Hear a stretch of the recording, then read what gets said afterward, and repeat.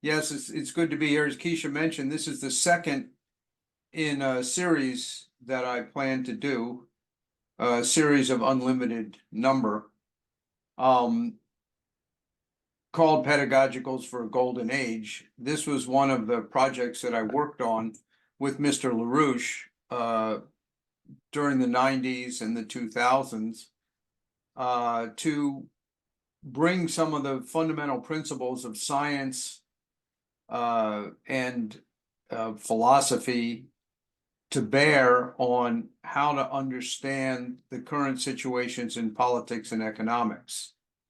So my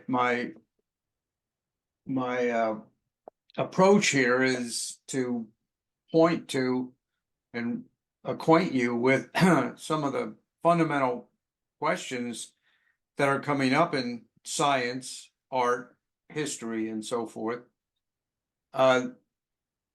to give you a better understanding of how we can see those same principles unfolding in the current history, political situation, and in economics. I also hope that in the course of this to contribute to a broad discussion, which is already quite lively, that's been going on in the scientific community, for what I think really amounts to a new renaissance in scientific thinking. This involves, as Keisha mentioned, the idea of shifting from a bottom-up approach to a top-down approach is how some people describe it, including Lyndon LaRouche. He referred to it in that way. But, and some have said that we're sort of, including myself, that we're in a kind of a situation similar to the state of science back at the turn of the 20th century, from the 19th into the 20th century. This was a period where the basic scientific axioms, or the conventional knowledge in science that had tended to focus around Newton and Maxwell, was being overthrown by the experimental evidence, which was indicating that neither the assumptions of Newton or Maxwell were tenable to explain the new experimental evidence in the domain of physics, electrodynamics, and so forth. Now, that's not quite right, because the framework of Newton and Maxwell was wrong from the beginning. What was really in a crisis at that time was that the basic fundamental notions that people had applied to how the universe works were being challenged by phenomena such as the black body radiation experiments, the experiments that were indicating the existence of the atomic structure and the nature of the atomic structure, the behavior of light, the behavior of electrons, and so on and so forth. And this led at that time to revolution in scientific thinking by Einstein in particular, in his work on relativity, as well as quantum effects and what later became known as quantum mechanics. That's a long discussion, which I'm not going to get into tonight. But like the problems of Maxwell and Newton, the basic assumptions that dominated most of the 20th century during that period are now being overthrown, and shown that there was a fundamental flaw in the way people were thinking about them. Now, the basic, and I think that you can best understand how that fundamental flaw is expressed by this idea of getting out of the bottom-up approach versus the top-down approach. Now, what do I mean by that? If you take the bottom-up approach, you're basically trying to understand the nature of the behavior of things in the universe and their existence by the smallest constituent parts, and you are trying to explain broad global characteristics as the sum or the effect of tiny interactions. For example, if you look at living processes, living organisms, and in general, the process of life is itself, through the lens of physics, what you get is chemistry. The behavior of molecules and interactions, chemical interactions within a living organism, and try to explain the behavior and the functioning of the living organism as if it were a bag of chemicals that were interacting in the same way they might interact in a non-living process. And of course, now, while there's been, certain progress in being able to manipulate and control living processes with this kind of understanding, it's untenable because it doesn't really help us understand and is insufficient to understand how life actually exists. For example, and I mentioned this in the last class, some of the work of Dr. Michael Levin up at Tufts.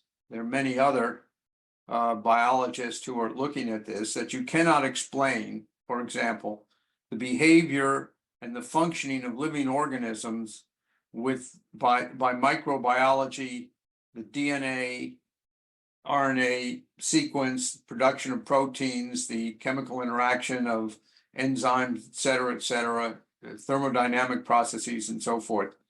While all that is maybe empirically demonstrated, living processes do things which cannot be predicted, cannot be understood from that standpoint. The same thing is true in basic physics. If you try and understand the observed phenomena of physical processes, whether it's cosmological processes or microphysical processes, from the standpoint of particle interactions, this too is breaking down. And one has to ask themselves, how can you understand how the behavior of physical processes actually works? But not only that, how does it fit in a universe that also admits of life? Because whether life exists only on Earth or exists in embodied form all over the universe, if it exists on Earth, it exists in the universe. And therefore, the physics of the universe as a whole has to correspond to life. And you cannot explain the existence of life as the bouncing around of subatomic particles which form bigger atoms, and then later larger atoms and big explosions of supernovae and so forth, which is the standard explanation, and thereby created the elements which then somehow coalesced on Earth, and that led to somehow the development of life. This bottom-up approach fails to actually explain both the behavior of abiotic processes as well as living processes. Similarly, you have the crisis in cognitive sciences that it's now become pretty clear, although some people still cling to the false belief, that somehow we can explain cognitive processes as the effect of some type of biochemical, electrochemical biology in the brain. And that has pretty much all been a major crisis, whether you try and explain it from the standpoint of information theory or some type of physical process with respect to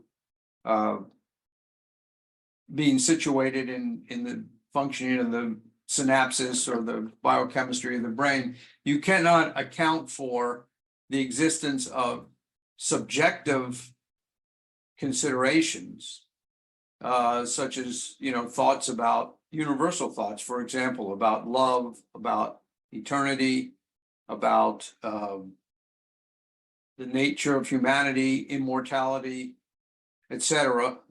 And even, not so lofty thoughts, even just how does you develop a thought about, as Dr. Donald Hoffman often cites, the taste of chocolate or the smell of garlic. So this cannot be understood by this type of bottom-up approach. And you see the same thing also in what LaRouche sometimes referred to as the fourth domain. The three previous domains Vernadsky described as abiotic, biotic, and cognitive processes. And then there's a fourth domain, which LaRouche described as the domain of physical economy. And here you have the interaction of human beings and as a society, and also as individuals. And this occurs not only within the behavior and activity of a given society and individuals, but across time. The perpetuation of progress in civilization cannot be understood. Human progress cannot be understood by simply trying to come up with some statistical method or even some other type of dynamical process that can explain and help us understand how human progress occurs. Now, LaRouche and several others, but LaRouche is the one who I discussed this with personally, emphasized that you can get a glimpse into what the problem is most ably through the investigation of the situation in physical economy. Because what you're dealing with there is the interaction of cognition, human cognition, biology, and abiotic processes. And human progress occurs by the interaction of these three processes from the top down. We can demonstrate that human progress occurs, of course, by the increase in population, and especially by the increase in a parameter that LaRouche described called a potential relative population density. I'll get into that in a minute, a little bit more, but not in too much detail. But what is undeniable, if you just look at the history of the human race, just even in rough terms, you can see that the human race is characterized, the progress in the human race is characterized by an increased power of man in and over nature. We can control abiotic processes more and more efficiently. We can intervene and master biological processes as we do in medicine, for example, in agriculture. And we can increase and improve our knowledge of our own minds. Usually that's associated, in my view, with classical art, but also in philosophy and other areas. So we have, from our own experience of human progress, an expression of a universe that has a certain characteristic of being able to create new states of organization.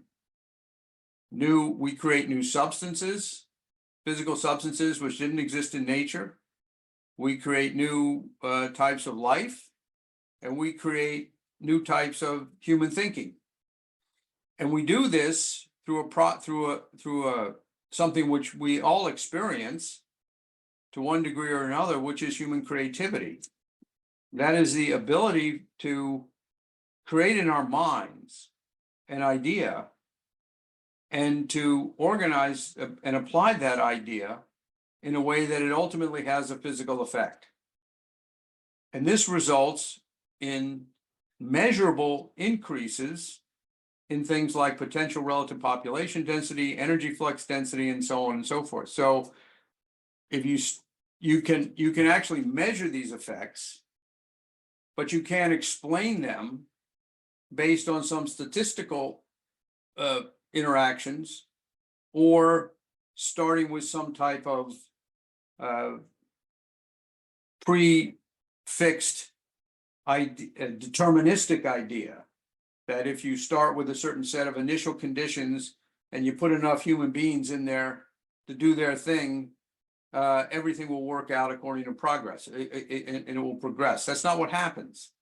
What happens is man creates new things. And so if you then turn around and look at what we know from our experience in the physical economy and our own experience with creativity, and you then apply that to the lower domains like biology and abiotic processes, you begin to see evidence that this characteristic of creativity is actually a universal characteristic. It's not limited to mankind, although it's expressed in different ways. And I'll give some examples in a few minutes, but you don't see living organisms have the same kind of creativity that human beings have, but they do have creativity, even single-celled organisms, all the way up to mammals, dogs, and so forth, which any dog owner knows their animal has some creativity. It's not human creativity, but they have an ability to pursue a goal and to overcome obstacles and find novel ways of accomplishing things. And you find this increasingly the case in our understanding of even single-celled organisms, or single cells within a multi-celled organism, even a primitive one. And the same thing is true in abiotic processes, that if you try and if you look at things, self-organizing systems, or systems which some people call complex systems, you could try and explain them from the bottom up as complexity theory or chaos theory or cellular automata, so forth, which are basically ideas where you start with a very small number of possibilities of interactions, and if you run the program, so to speak, long enough, you'll end up with something that's well ordered.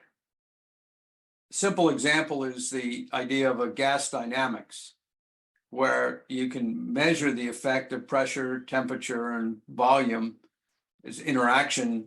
This is well known, but if you can make an approximation of this relationship by assuming, although took a long time for people to get to this point, that this interaction is a result of large numbers of interactions of molecules at the molecular level bouncing into each other. And so you get a macro effect from a huge number of small interactions. But when you examine this assumption more closely, you find that it fails to explain certain observed phenomena, such as anti-entropy, for example. I know that's very controversial. I'll get into that at another point.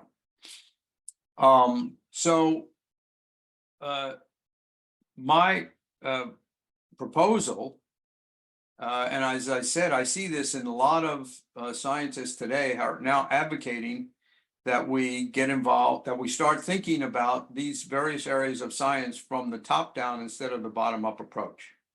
And I would say for us as people interested in politics and interested in, the history and how our country and the world is functioning, this is a very important approach for us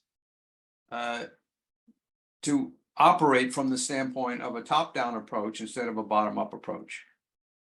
For example, if you try and understand what's happening in the world today by reading X posts or what's in the news, or even what people say and political leaders say and so forth, you'll come to all kinds of crazy conclusions that may seem plausible because they all add up to that effect, but you'll find out that you're completely wrong because you've missed the actual underlying dynamic which is driving the political process, which involves not only current events, but past history, and most importantly, the future. LaRouche emphasized very much this concept that the future determines the present. And this is something which is embodied in even in our Constitution, which says that the purpose of our government is to secure the blessings of liberty to ourselves and to our posterity. So the future plays a role in how we organize our current affairs.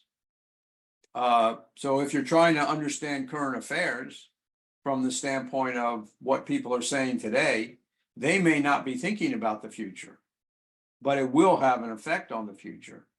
And as a citizen, you really have to think about it from the top down, which includes not only what's happening now, but what happened in the past and what your intention is to happen in the future.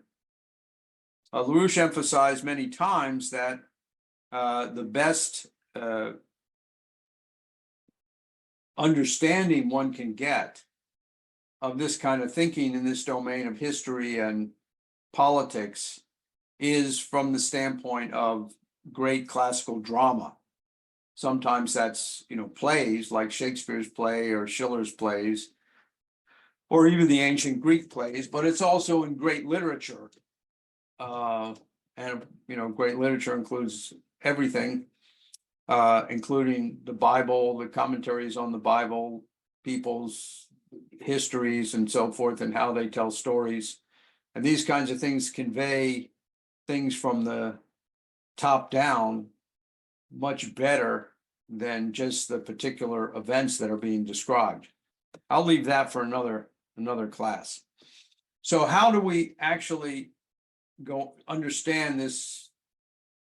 What are we actually looking for in this top-down approach? Well, I think I just hinted at it when I spoke about the future, because what you're actually having to investigate, both in the physical economy, and when I speak of physical economy, I'm not just talking about the physical effects of economic processes. I'm talking about the interaction between human cognition, which is immaterial, and the physical effects. All the things we have that we constitute in the economy occur because they're the result of some cognitive process. And the most important ones are the ones that are creative, where new ideas come into existence, whether they're original new ideas like a new invention, or whether they're the reliving of a new idea in the mind of the economic operator, or a child relearning a discovery, or just in something that may not appear to have immediate economic value, but it does have an actual physical effect, like the effect of great classical music on the mind of the individuals who listen to it.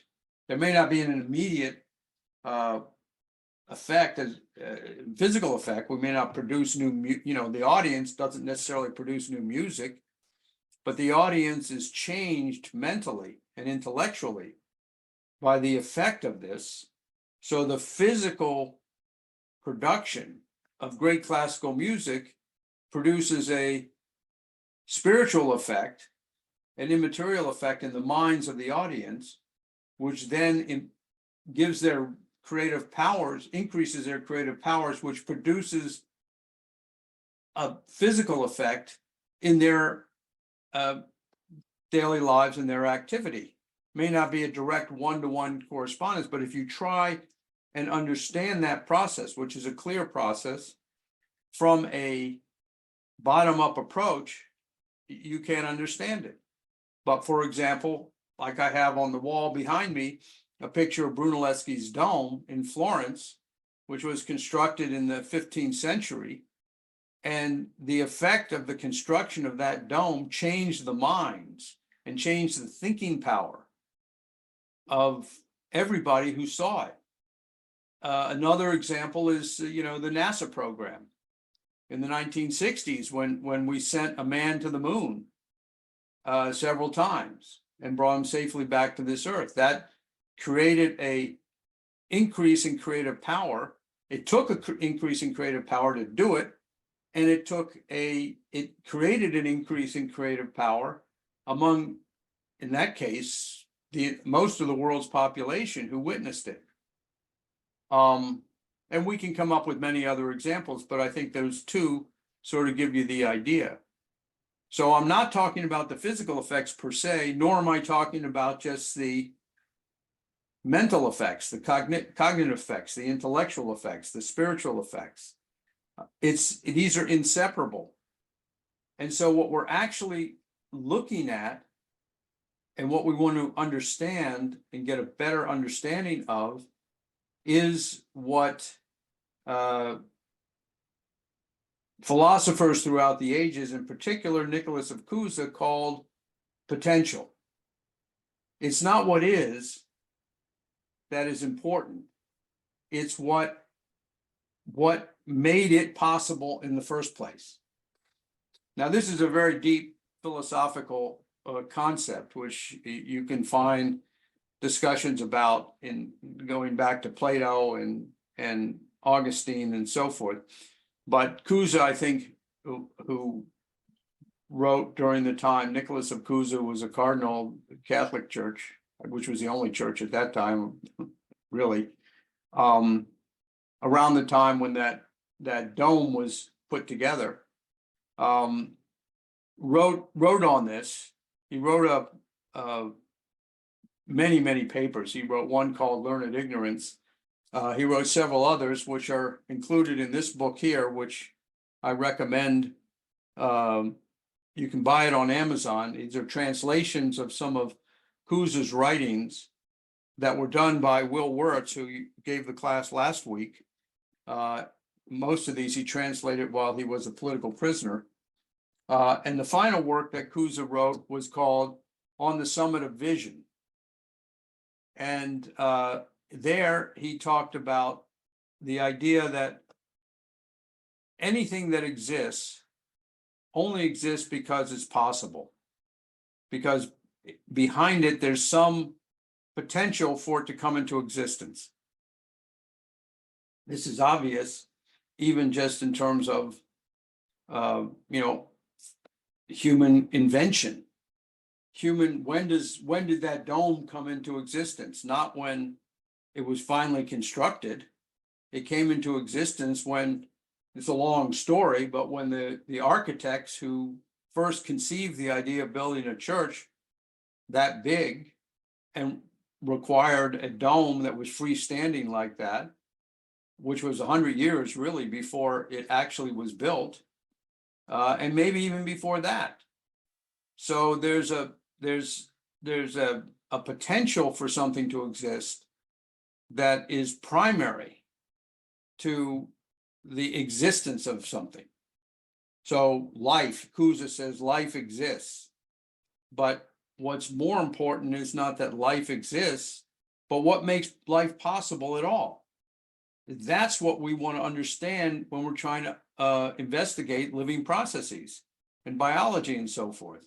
If we just look at it like a machine and ask, how does this molecule interact with that molecule? Well, that'll tell us a bunch of things, but it doesn't tell us what makes life possible.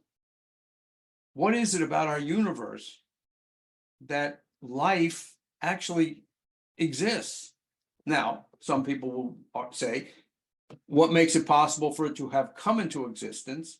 Another hypothesis is that the principle, the possibility of life to come into existence existed as long as the universe has existed. So another way to describe this idea of potential is that which is the essence of things. This is what Cusa talks about. That is the potential that one investigates. That's the object of science. That's clearly the object of economic science, because what we expect in an economy, what we have to understand in an economy is not simply how do we create what we create, but how do we create the basis for more creation? What are we creating when we engage in all the economic activity that mankind engages in? We're creating a potential for further progress. And that potential involves all kinds of things. It involves education of youth. It involves mastering physical principles. It involves developing new technologies. And each time we do that, we create a greater potential. When the first experiments in electricity, for example, were being done by Franklin and German scientists in the 18th century and some English scientists, and then further developed up through Gauss, nobody who was discovering and trying to learn what the principles of electromagnetism, as we would call it now, nobody understood that this would become the basis for all human development as it is now. So each discovery and application of that discovery creates a new potential for something to be developed which doesn't yet exist. So that's how it expresses this idea of potential, expresses itself in the domain of economics. And as you'll see in this discussion and subsequent discussions, and what LaRouche also emphasized a lot, is that this question of potential has applications all throughout our ability to understand science and also ourselves. So Cusa then goes on to say, and this is, I think, is the most important thing about his discovery, or his approach. Let me get it here. Actually, Keisha, can you put up that quote? Oh, here, I have it here. I'll just read it because it's not that long. Cusa says that since the potential is more important, what makes something possible to exist in the first place is more important than the thing in itself. The most important thing of all to know is the potential itself. It is what makes possibility possible. Why does even that exist in our universe? And he said in this, what turned out to be his final writing, he said, the summit of vision is the potential itself, the potential of every potential, without which no one can contemplate something. Indeed, how could someone without the potential? To the potential itself, nothing can be added, since it is the potential of every potential. Hence, the potential itself is neither the potential to be, or the potential to live, or the potential to understand, or any other potential with some addition. Although the potential itself is the potential of the potential to be, of the potential to live, and of the potential to understand. I know that's kind of a deep thing to take in just from a reading, but I suggest you read this. And of course, later in his document, he says, as a theologian, that the potential itself is God. So whether you're a believer or whatever your religious beliefs are or not, I think this is leads to the conclusion that if you want to understand man and the universe around us, you're inevitably drawn to this conclusion of Cusa. That, in other words, that the creator created an everywhere creative universe. So that creativity is a universal characteristic. Now, this idea of potential, Cusa used the Latin word, two words, different words, potentia, or variations of that, and another Latin word called posse. And in fact, he invented a new word called posse est, which means possibility that is, the actual potential, that potential actually exists. Now that is a Latin translation of a Greek word, dunamis, which in Greek means power or possibility or potential. And I'm going to illustrate in a second using some Pythagorean mathematics as an example of this as an idea that might help you understand this a little better. But later, 400 years after Cusa first raised this question of potential, Carl Friedrich Gauss, who was basically one of the major pioneers in studying electrodynamics, gravitation, everything else, was the teacher of Riemann, probably one of the greatest mathematicians and physicists of the 19th century, and a great supporter of the American Revolution. Two of his sons came to the United States. He reintroduced this idea as a principle of physics, which every high school physics student learns today, is called potential theory. When Gauss picked the word potential to describe potential theory, it was quite a shock to people because it was seen, even at that time, as a medieval thought.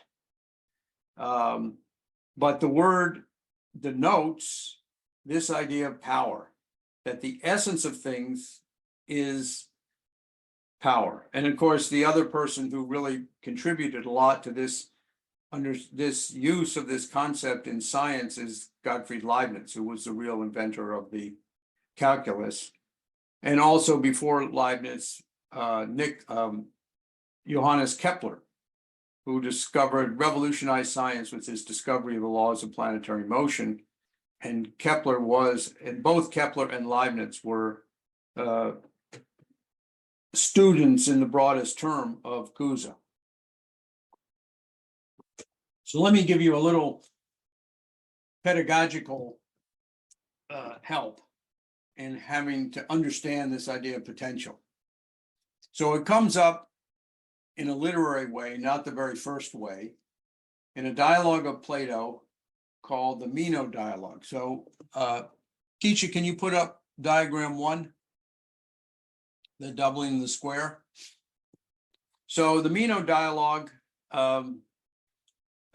is, and as I said, this is not the earliest discovery of this idea. You find discovery of this idea even in much, much more ancient cultures. But the dialogue is a dialogue between Plato or Socrates, who Plato writes it down, Meno, who's basically an oligarch, and a slave boy. And they're talking about the nature of man and justice and these kinds of things. And Socrates says that they're talking about how you know something. And Socrates brings up the argument that knowledge is remembering. And that's often misunderstood. I think what he's really referring to there is that the creative capability to discover something is intrinsic to humanity. And this slave boy he will demonstrate it by asking the slave boy, I don't know if people can see that, Keisha, I can only see a little tiny thumbnail of it. But it basically has around the question of how do you make a square whose area is double a given square? Many of you are very familiar with this because you learn it in elementary school geometry. You can see it off in that little side thing there. But, Plato shows by just asking the slave boy questions, not giving him the answers, but just asking him questions, that he can figure this out. And he ultimately figures out that the way you create a square whose area is double a given square is to create a diagonal of that square, the given square, and then build a new square on that diagonal. And that, of course, is a very important discovery because for two reasons, and this is not gone into in the dialogue, but in the dialogue, the basic point that comes across is that it's not the discovery of this particular principle that, or this effect, that is important. It's that Socrates is demonstrating both to the slave boy and to Meno that the human mind has the capability, a power, to make a discovery that is beyond the domain of sense perception, the discovery of a principle. So I don't know if you can get that up, Keisha, but hopefully people get the understanding of it. But the idea is that the thing that's not in the dialogue, which is also proven by the Pythagoreans, is that the side of the given square and the diagonal of the square are not the same type of line. That the magnitude that doubles the square, the magnitude of the diagonal, is incommensurable with the side of the given square. That is, you cannot take that line, that's the side of the square, and somehow measure the diagonal by that line. It's a different type of magnitude. And the word that the Greeks used to describe this is dunamis, which means power. So Plato discusses this in another dialogue called the Theaetetus dialogue, which is, I would refer everybody to. It's a very, very important dialogue. But the idea is that the diagonal of the square is a different magnitude, and it's a power because it's the magnitude which has the power to double the square. It's a power. It's not a line. It looks like a line, but the essence of it is not the physical line itself, but the fact that it has a power to double a square. It's a potential. So you have the physical representation here, which exists outside, but then you have as a physical object, but then you have the idea, which is not the idea of a square or a line or anything else. It's the idea of a power to produce an effect. And this is and the fact that this exists as a creative discovery in the mind of, in the case of the Meno dialogue, the slave boy, or in anyone else's mind who makes this discovery, is that it's a demonstration of the relationship between the mind, the physical effect, and that what is crucial is this notion of potential, of power. Okay, now there's another problem. Keisha, if you could put up 3, which then follows from this, which is the famous Delian problem. I think people are having a hard time seeing the diagram, Keisha. The Delian problem, and I'll just try and describe this, is based on the idea of taking it one step further. Start with a cube. Bruce, they're saying they could see it. I'm not, I think They it's, can? yeah. Okay, well, if people can see it and not me, that's okay, because I know what it looks like. Okay, I'm gonna put it up 1 second. Put up the 3, the 4 cubes.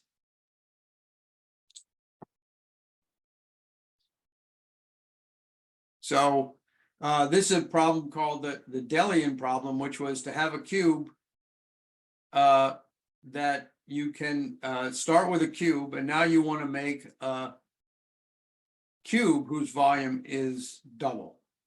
And you see this problem is a little bit more complicated because in the square, you could draw the diagonal of the square. But in the cube, if you draw the diagonal of the cube or the diagonal of a side of the cube, neither one of them works. So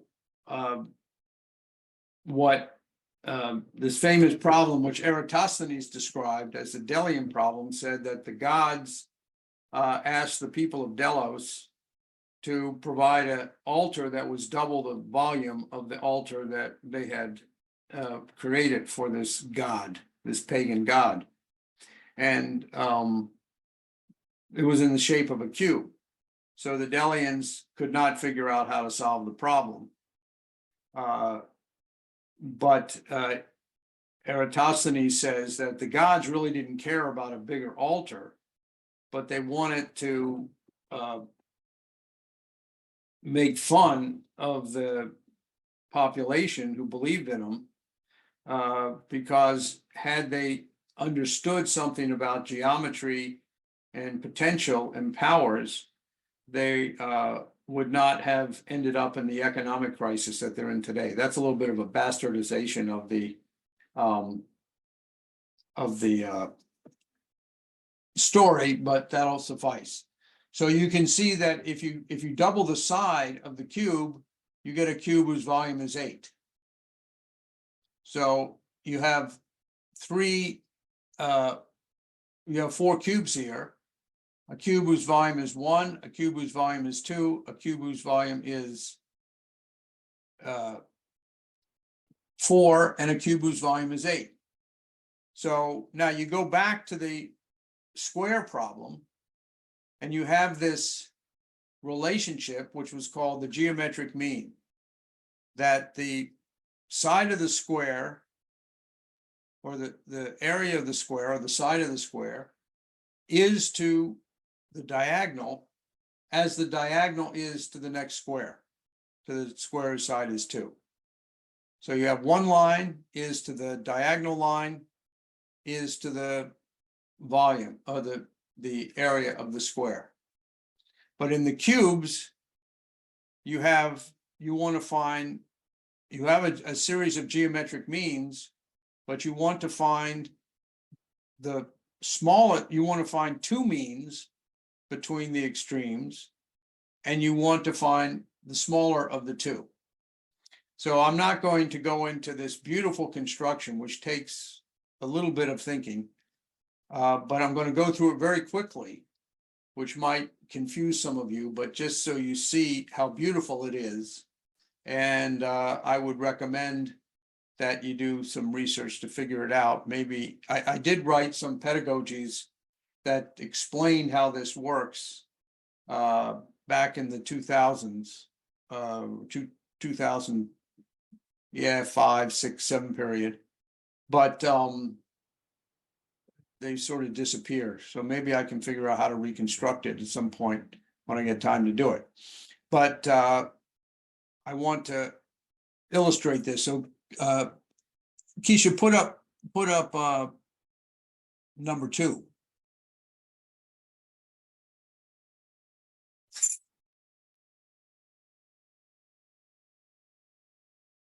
If you can.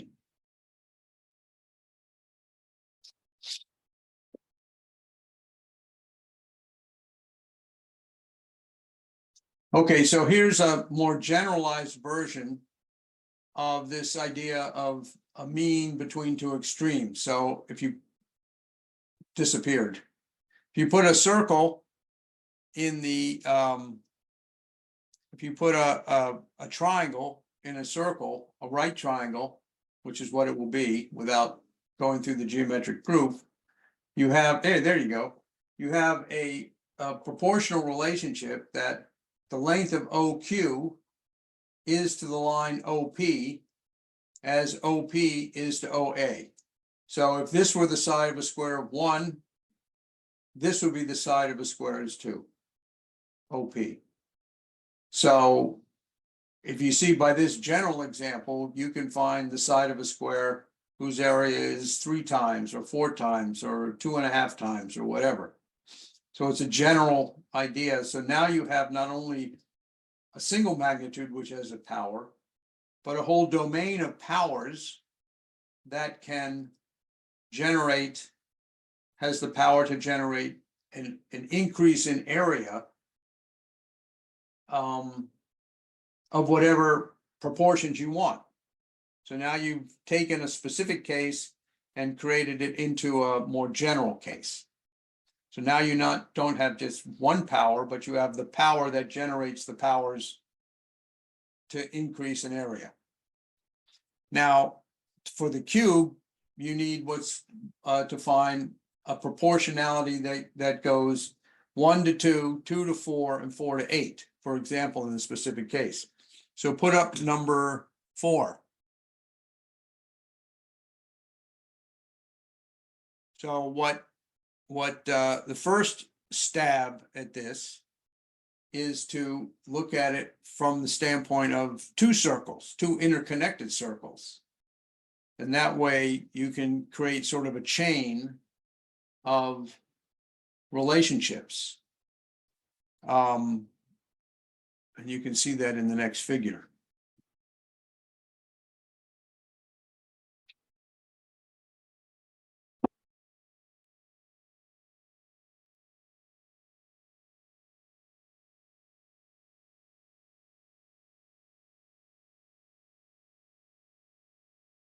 All right, you can see it there on the edge.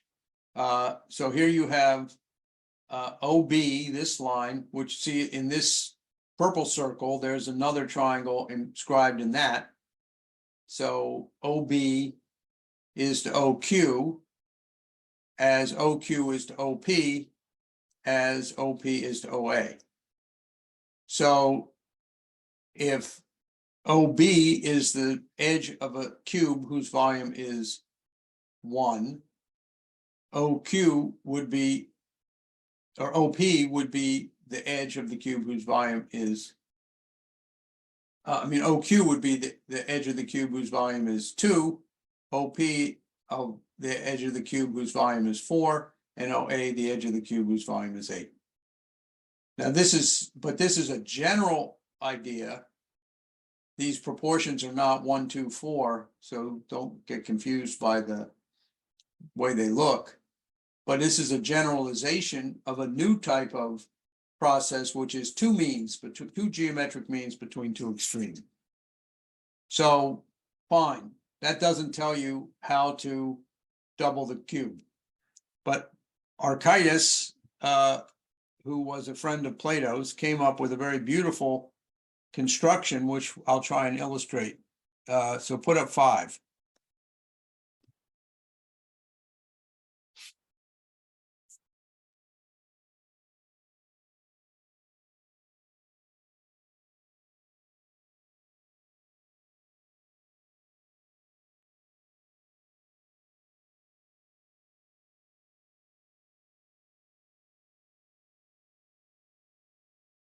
Okay, so here's the first part of Archytas's construction, which is that you make one circle there horizontal, and then you make another circle which is perpendicular to it, and you can inscribe these triangles in it in such a way, instead of rotating one circle or one triangle inside one circle, you can combine the 2 in this 3-dimensional space, and you sweep these out, these rotations, and you make the surface a cylinder.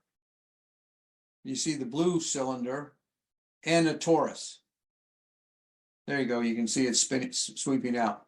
So the red circle rotates and it makes a torus, and the perpendicular in that circle, its rotation forms a cylinder. And now if you can put up figure 7, Keisha, when you put that together with the actual length of 1 to 2, it forms a cone. And this is probably one of the earlier examples of an analog computer. If we can put up that picture. Number 7. There we go. So there you can see the cylinder, the cone, and the torus, and the proportions are put in there, which are hard to see, but it's the intersection, the line that the intersection of the torus, the cylinder, and the cone produces the exact proportions you need if you want to double a cube, triple a cube, make it whatever size volume you want. So this is a new form of potential. You have the power that doubles an area, and now you have the power that doubles a volume.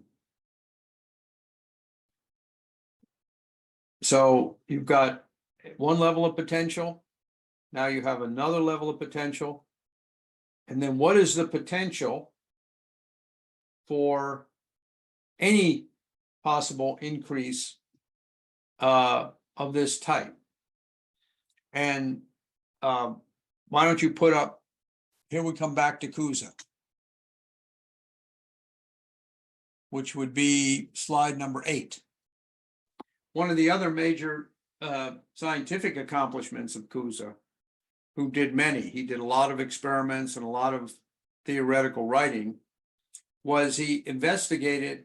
Now, if you think about the doubling of the square and the doubling of the cube, these are all linear magnitudes, linear problems. And Cusa looked at what is the relationship between what in medieval times they called the curved and the straight. So if you have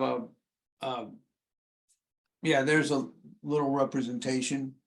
If you have, it's kind of hard to see, but if you have a polygon that's inscribed in a circle, and then you have a polygon which is circumscribed in the circle, the one on the inside touches the circle with its vertices, and the one on the outside touches the circle at its midpoints of its edges. And if you keep increasing the number of sides of the polygons, they look more like a circle, but the nature of the polygon gets further and further away from the circle. The circle has no angles and has no sides, but the polygons, as they grow closer to looking like a circle, they have more and more sides and more angles. So Cusa said that there's an incommensurability between the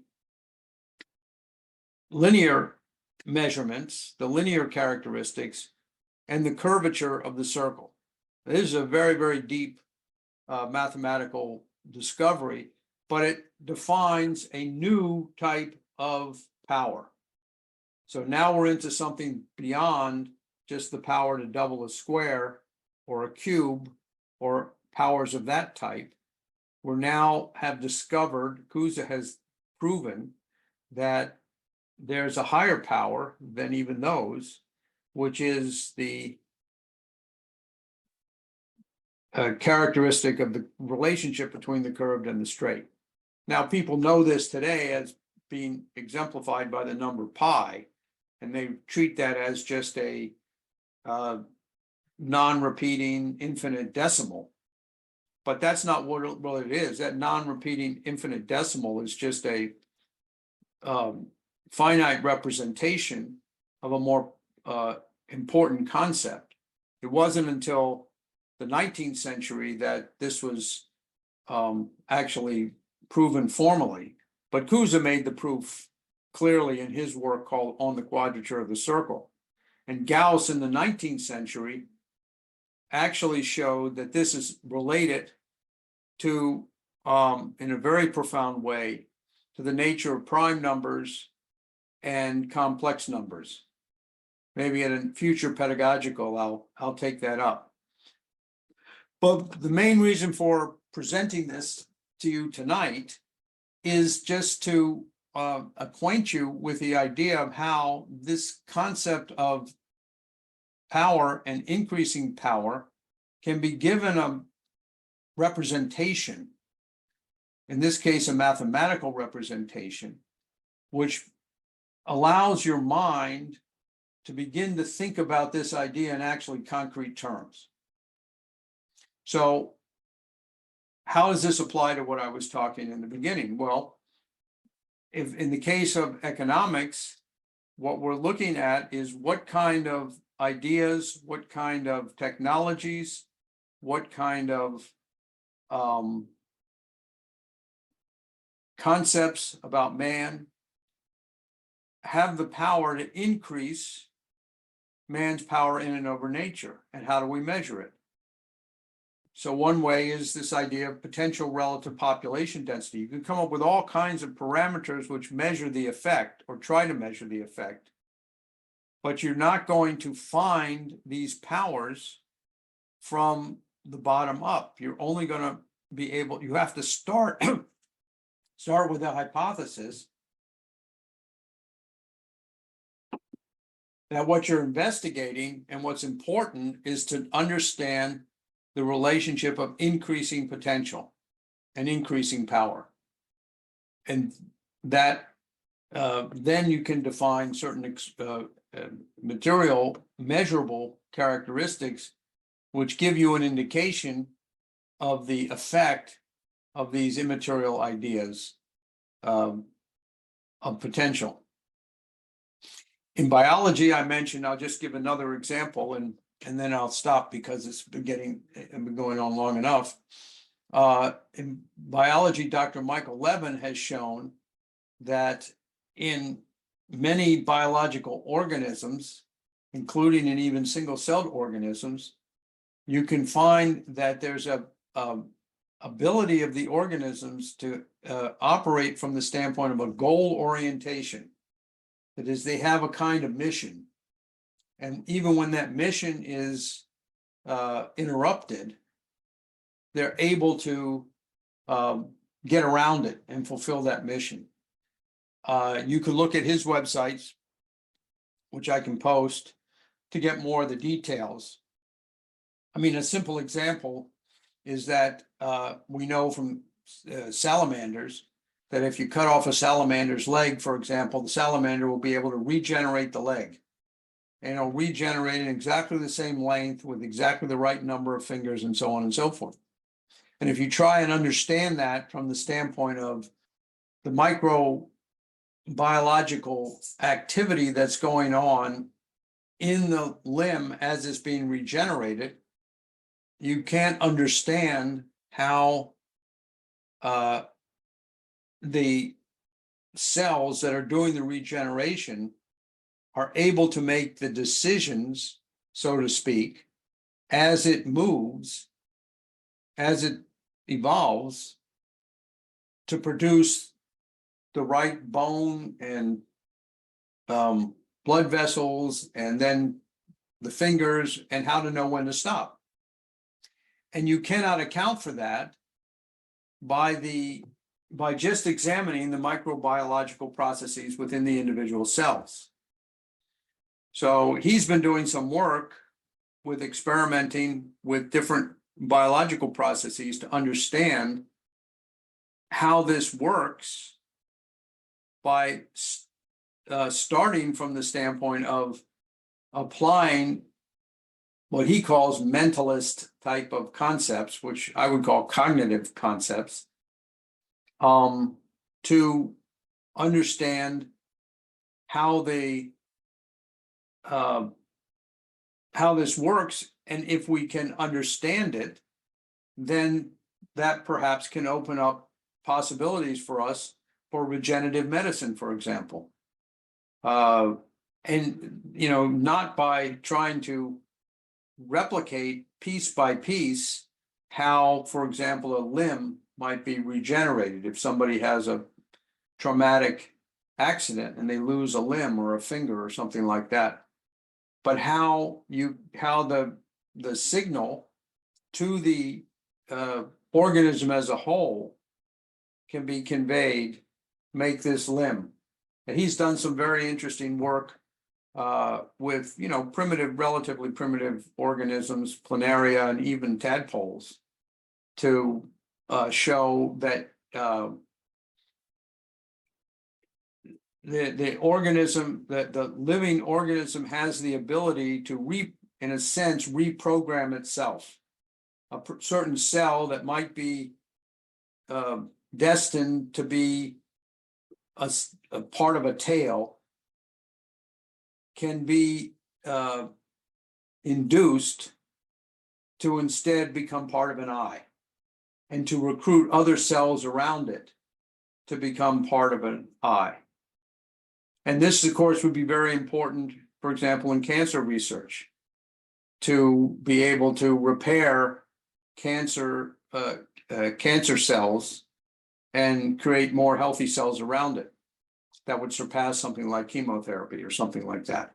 So these are just very speculative things, but they clearly indicate, and because of his empirical work in this area, that we have to break away from this idea of bottom-up thinking and start to think about what are the goal-oriented creative processes which exist even in the lower forms of existence in our universe. And there are others who are working on it in the biological domain. There's a South African cosmologist named George Ellis who's written some very interesting papers discussing this with regard to the cosmological questions and other physical questions. So I come back at the end and open it up for discussion again with Cusa's quote. The summit of vision is the potential itself, the potential of every potential, which no one, gotta get my glasses, no one can contemplate something, without which no one can contemplate something. Indeed, how could someone be without the potential?